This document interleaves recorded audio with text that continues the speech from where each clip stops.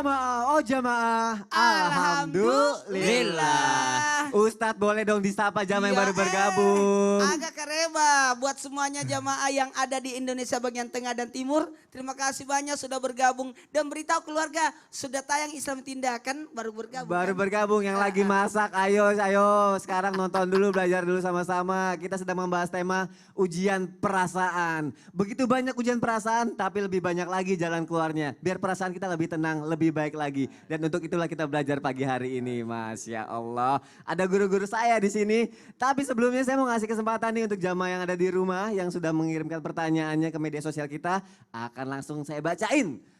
Oke, ini dari hamba Allah, Masya Allah. Ustadz, usia pernikahan ayah ibu saya sudah 22 tahun. Tapi akhirnya ibu saya menggugat cerai ayah saya. Karena emang dari dulu tuh ayah saya nggak pernah menafkahi ibu saya. Saya dan kedua kakak-kakak saya. Selain itu, mereka pas masih jadi suami istri sering banget berantem. Ayah suka mukul ibu saya juga. Cuma ya ibu saya diam aja. Saya kasihan banget sama ibu saya. Kasihan banget ibu saya selama bertahun-tahun dikasih ujian perasaan yang kayak gitu. Padahal ibu saya udah minta cerai tapi nggak dikasih sama ayah saya. Nah sekarang setiap ngeliat ayah saya bawaannya emosi dan kesel. Apa saya termasuk anak yang durhaka kalau jadi selalu emosi dan kesel tiap lihat ayah saya. Tapi kan ayah saya juga bukan ayah yang baik Ustadz. Nah, terima kasih sudah mengirimkan pertanyaannya. Insya Allah dicarikan solusi oleh guru saya, Ustadz Syam. Silakan Ustadz.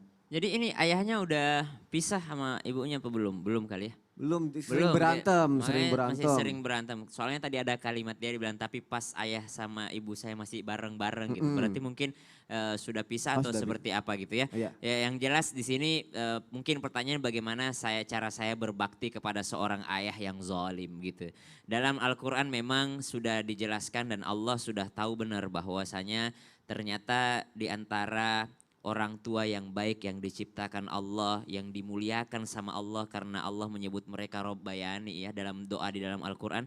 Mereka dianggap sesuatu yang sangat bisa mengurus sebenarnya dari Rob. Yang bisa mengurus, yang bisa memberikan kebaikan kepada yang diurusnya. Ya ternyata di antara mereka masih ada juga ayah-ayah yang tidak bertanggung jawab di luar sana. Maka kita sebagai anak bagaimana nih kita sebagai anak? Maka ayat pertama yang sering menjadi rujukan adalah ketika Allah Subhanahu wa taala menjelaskan wa in jahadaka ala an tusyrika bima laysa laka bihi ilmun فلا تطعهما وصاحبهما في الدنيا معروفا. Yang pertama, kalaupun seandainya ada seorang orang tua ataupun ayah yang zalim sampai memaksa anaknya berlaku syirik, maka fala tuti'huma, jangan taat kepadanya. Artinya jangan taat pada perintah itu. Perintah yang berlaku syirik itu, tapi wasahibahuma fid dunya ma'rufa, tetap kita bersahabat dengan kedua orang tua kita, tetap kita berlaku lemah lembut kepada mereka, tetap kita berlaku ma'ruf kepada mereka. Di ayat yang lain Allah Subhanahu wa taala menjelaskan bakti anak kepada orang tua. Bakti anak kepada orang tua ketika di dalam ayat tentang ihsan. Wa qadha rabbuka alla ta'budu illa iyyah wa bil walidaini ihsana imma yablughanna 'indaka al-kibara ahaduhuma aw kilahuma. Berlakulah ihsan kepada kedua orang tua setelah engkau menyembah Allah Subhanahu wa taala, berserah diri maksudnya, berserah diri kepada Allah segala urusan dan juga kita berbuat ihsan kepada kedua orang tua. Nah, hebatnya ayat ini Allah katakan ihsan. Ihsan itu adalah kalau kita pernah dengar Rasulullah ditanya apa itu iman? Iman itu adalah ini. Apa itu yang namanya Islam? Islam itu ini dan ini. Kemudian yang ketiga apa itu ihsan? Oh, ihsan itu adalah berbuat sesuatu yang mana engkau seakan-akan melihat Allah. Ataupun kalau kau tidak bisa melihat Allah, yakinlah Allah melihatmu. Ya kan? Maka dalam perintah berbuat baik kepada kedua orang tua, kita disuruh ihsan. Apa tadi ihsan rumusnya? Seakan-akan kita melihat Allah ataupun Allah yang melihat kita. Maka berbuat kepada orang tua ukurannya adalah Allah. Allah yang menilai. Mungkin anak-anak di luar sana ada yang broken home misalnya. Saya bingung nih berbakti sama mama, papa marah.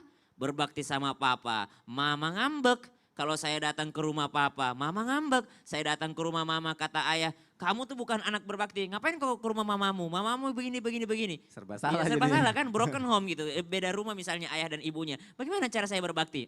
Kembali ke rumusnya, ihsan. Apa tuh ihsan? Penilaian Allah. Oke ya Allah, aku udah berbuat baik sama ayahku, engkau yang nilai. Aku sudah berbuat baik sama ibuku tidak merasa cukup dengan itu, tapi engkau yang menilai. Jadi kita sudah ada pertanggungjawaban di hadapan Allah Subhanahu wa taala. Itu adalah berbuat ihsan. Kalau ada ayah yang zalim seperti tadi, sakit hati melihat ibunya disiksa, maka yang pertama sabarlah, karena kadangkala kita anak memang tidak mengerti bagaimana kedua orang tua kita. Yang kedua tetap kita ma'ruf. Ma'ruf itu adalah berbuat baik kepada mereka. Bukan hanya ma'ruf tapi ihsan. Ketika kita berbuat baik kepada mereka, biarkan Allah yang menilai kebaikan kita. Kenapa biarkan Allah yang menilai kebaikan kita? Karena kalau kita mau menilai dengan penilaian manusia, bagi ayah belum cukup, bagi ibu sudah cukup. Bagi ibu tidak cukup, bagi ayah sudah cukup. Karena beda-beda kalau ukuran manusia. Kalau ma'ruf tadi tergantung kemauan mereka. Ya kan, ma'ruf itu adalah yang urf. Urf itu adalah yang dikenal atau yang sudah disepakati dalam keluarga di situ.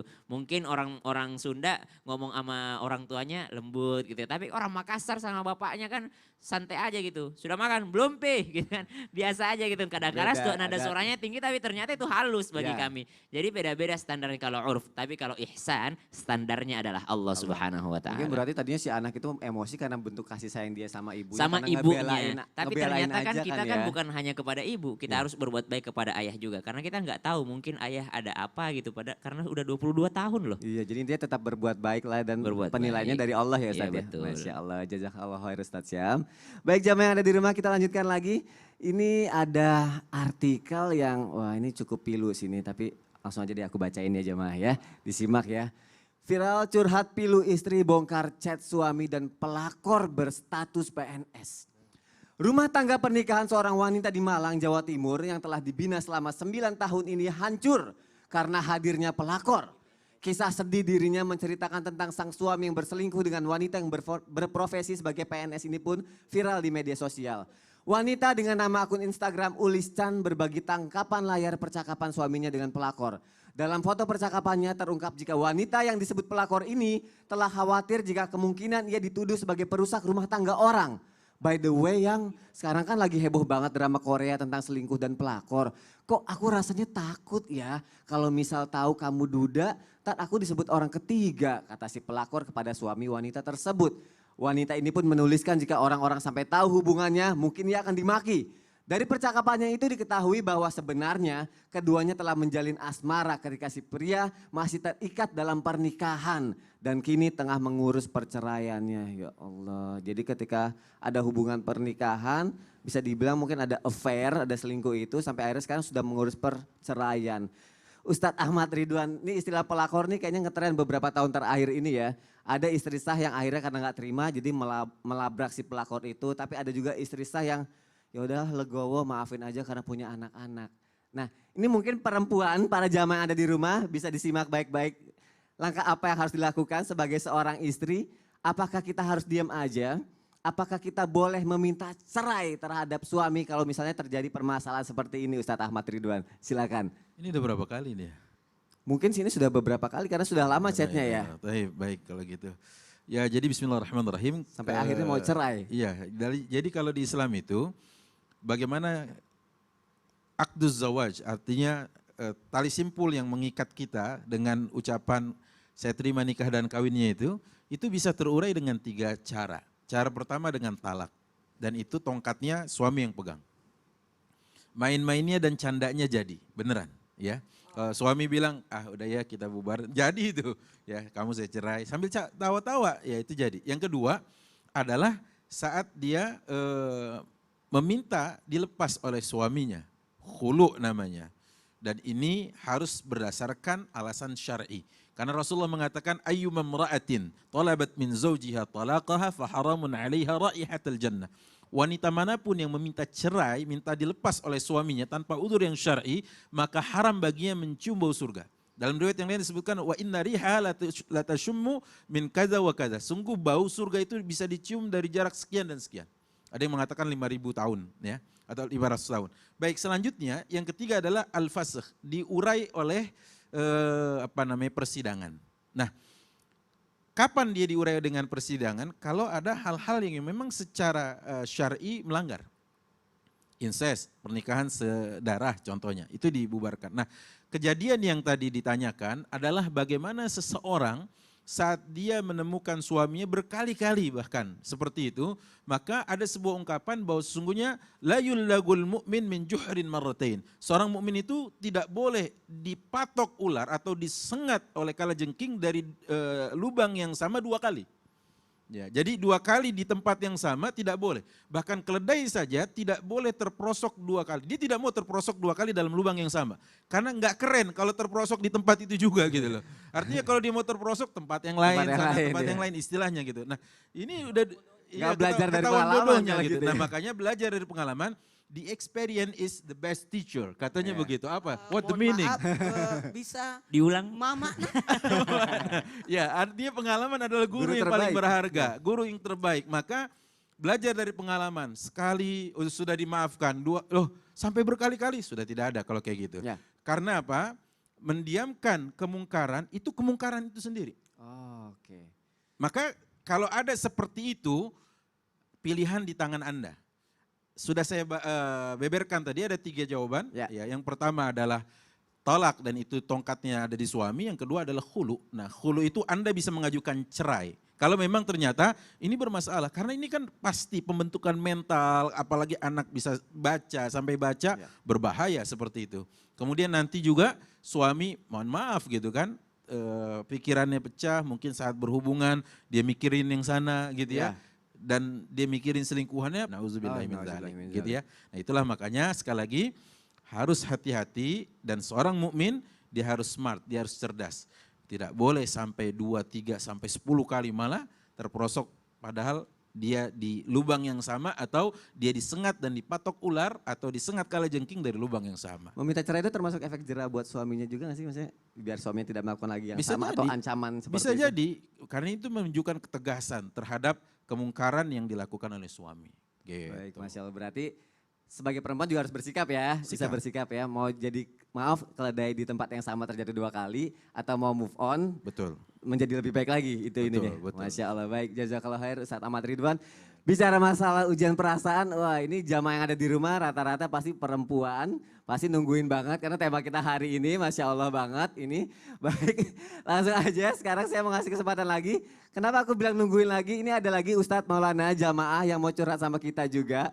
Ada yang langsung? Tuh langsung kan, udah aku iya. bilang Boleh, perempuan boleh. juga nungguin. Tadi Betul. ngomongnya sudah nongol. Langsung, karena- Assalamualaikum. Waalaikumsalam. Assalamualaikum. Masya Allah baik-baik tuh. Memang kalau lagi kayak begini nih, wah semua pada mau keluar nih, mau mengeluarkan keluh kesahnya. Baik langsung aja, Assalamualaikum. Silakan mau curhat apa, insya Allah akan dijawab sama guru-guru kita. Silakan. Ya, Assalamualaikum Pak Ustadz. Waalaikumsalam warahmatullahi wabarakatuh. Saya mau cerita nih Pak Ustadz. Iya. Saya kan anak hasil zina. Saya mengetahui hal itu kan setelah saya menikah Ustadz. Dan saya menikah itu diwalikan oleh ayah biologis saya. Karena saya tidak mengetahui hukumnya Ustadz. Waktu saya mengetahui hukum kalau anak hasil zina itu tidak boleh diwalikan oleh ayah biologis, saya sudah mempunyai anak 2. Pertama laki-laki, kedua perempuan. Nah, saya berangkat pergi ke rumah Ustadz di dekat rumah saya untuk cerita harus bagaimana. Saya tanya ke Pak Ustadz, kata Pak Ustadz, nikah ulang aja ke KUA. Saya laksanakan pergi ke KUA, menikah ulang di sana, tapi pihak KUA menikahkan saya tanpa binti Ustadz, jadi nama aja yang disebut. Nikah ulang saya sah nggak Ustadz? Baik, itu aja Ibu. Iya, terus ini jadi status anak-anak saya gimana nasabnya? Kalau misalnya nikah saya yang kemarin sama diwalikan oleh ayah biologis saya, ternyata tidak sah. Terus anak perempuan saya nanti kalau dewasa gimana kalau menikah? Apakah walinya suami saya atau pakai wali hakim juga? Baik, baik, baik. Terima kasih, bagus sekali pertanyaannya. Insya Allah ini mewakili banyak orang juga jamaah yang ada di rumah sehingga sama-sama belajar. Dan untuk itu yang pertama saya minta izin Ustadz Ahmad Ridwan, boleh tolong dijawab. Baik, bismillahirrahmanirrahim. Pertama tentang ketidaktahuan, saya ingin menyoroti di situ. Ketidaktahuan yang dialami oleh penanya tadi, oleh Ibu. Maka sama kasusnya seperti para sahabat yang dahulu pernah sholat menghadap masih ke arah Baitul Maqdis. Padahal perintah tentang tahwilul kiblah, pengalihan arah kiblat sudah terjadi di masjid di perkampungan Bani Salamah. Bagaimana mereka yang tidak tahu, padahal saat itu sudah terjadi tahwilul kiblah, proses pemindahan arah kiblat gitu ya, dari Baitul Maqdis kepada Makkah Al-Mukarramah. Maka dijawab oleh Allah Subhanahu wa taala dalam Quran surat 2 ayat 143. Kata Allah, innallaha la yudhi'u imanakum. Sungguh Allah tidak menyia-nyiakan iman kalian. Maksudnya imanakum di sini adalah salat kalian. Karena itu terkait dengan pertanyaan salat. Nah, bagaimana dengan kasus yang tadi ditanyakan? Sama, karena ketidaktahuan yang dilakukan oleh ibu, baru seiring waktu berjalan, ibu tahu, maka insya Allah apapun yang terjadi tadi tidak masalah. Ya, bahkan hubungan ibu dengan suami sah insya Allah, tapi memang anjuran Ustadz tadi yang di kampung yang ibu datangi untuk menikah ulang di KUA itu the best, terbaik. Kenapa? Karena saya katakan bahwa sesungguhnya saat ibu melakukan itu demi untuk keabsahan yang lebih ini lagi. Tapi hubungan ibu anak-anak tidak masalah. Masya Allah, boleh dilanjutkan Ustadz Maulana? Ibu, saya mau kasih nilai 100 buat ibu. Wih, Masya Allah. Luar biasa hebat. Ibu sudah memperbaiki nasabnya. Ibaratnya apa? Bukan hanya perkawinannya diperbaiki, rezekinya dipermantap, keberkahan hidupnya dibaikin. Karena ibu langsung melakukan tindakan yang lebih tepat. Datang ke Ustadz, diarahkan ke KUA, itu langsung. Pertanyaan lagi, gimana dengan anak saya Ustadz? Karena waktu dinikahkan di KUA, tidak disebut kata bintinya. Betul, di KUA benar juga. Karena memang, maaf ya Bu, wanita yang lahir dari hubungan sebelum nikah itu bintinya adalah ibu. Jadi tidak usah disebut. Jadi aman. Nah, Amin. dan nanti kalau anak ibu yang sudah lahir mau nikah, maka kembali ke suami ibu yang sekarang. Karena nikahnya udah bagus. Karena tadi sudah dijelaskan, karena ibu tidak tahu. Kalaupun tahu tapi tetap nikah, dia tahu anak. Jadi dia harusnya wali hakim, tapi dia kekeh tetap wali orang tua biologisnya. Maka harusnya dia bertobat karena sudah melakukan pelanggaran. Karena yang harusnya menikahkan adalah wali hakim. Tapi kalau ibu aman, karena ibu kan tidak tahu. Jadi aman, mantap ya Bu. Semangat. Semangat Bu, Masya Allah. Ada yang mau ditanyain lagi nggak Bu? Udah Sony. Udah. Sudah dapat nilai 100. Udah dapat 100 Ibu. Sudah pas. Dan tolong Bu, rahasiakan ya. Jangan sampai dibicarakan lagi. Ya. Karena ibu sudah kalau aman. Tidak boleh kalau lagi ke diceritakan. anak-anak gimana, Pak Gak usah Ustadz? diceritain. Nggak perlu. Anak-anak enggak perlu. Anak-anak sudah bagus nasabnya. Masya Allah. Dan Karena Ibu ibu tidak sudah perlu masuk. gundah gulana lagi sekarang Bu ya. Udah Dan aman. ibu nggak usah benci Alhamdulillah, orang tua. Orang tua tidak boleh disalahkan karena itu urusannya dengan Allah. Bukan urusannya kita dengan orang tua. Aman? Aman. Kelihatannya lagi tersenyum itu di balik maskernya itu Masya Pokoknya nggak usah Allah. diceritain lagi. Tutup sampai sekian. Baik Ibu, terima kasih ya Bu ya sudah mau berbagi pertanyaan di sini. Sama-sama Sony. Terima kasih juga Pak Ustadz Sony. Ya, Assalamualaikum warahmatullahi wabarakatuh. Waalaikumsalam. Masya Allah, senang ya Ustadz ya kalau kita bisa ngasih solusi ke orang-orang dan insya Allah jadi jalan keluar terbaiknya ya Ustadz Nggak ya. gini, ini pembelajaran buat yang Iya. lain juga. Ini secara tidak langsung ibu lagi berdakwah buat yang lain. Masya Allah, karena kalau ngomongin masalah ujian perasaan, ini mewakili perasaan setiap banyak orang Ustadz. Tadi kita sudah membahas berbagai macam dilema rumah tangga. Tapi ada lagi loh, ini bukan dari selingkuhan, bukan dari pelakor, tapi ini mungkin dari lingkungan keluarga juga. Ada seorang suami yang baik tapi istrinya mungkin tidak baik. Begitu juga sebaliknya. Tapi kalau permasalahannya datang dari, mohon maaf ya, mertua Ustadz. Jadi mertua selalu ikut campur urusan rumah tangga anaknya. Terus kalau si suami ini kalau ada masalah sama istrinya nanti dikit-dikit ngelapor lagi sama mertuanya. Mertuanya ikut campur lagi. Nah pertanyaannya bagaimana peran seorang istri di sini harus seperti apa nih Ustadz nih? Begini, sebenarnya aku akan lanjut setelah ini. Aduh, to the point sekali. Baik, kalau gitu jamaah kita lanjut. lanjut setelah ini. Jangan kemana-mana, tetap di Islam itu indah. Jamaah, oh jamaah, alhamdulillah.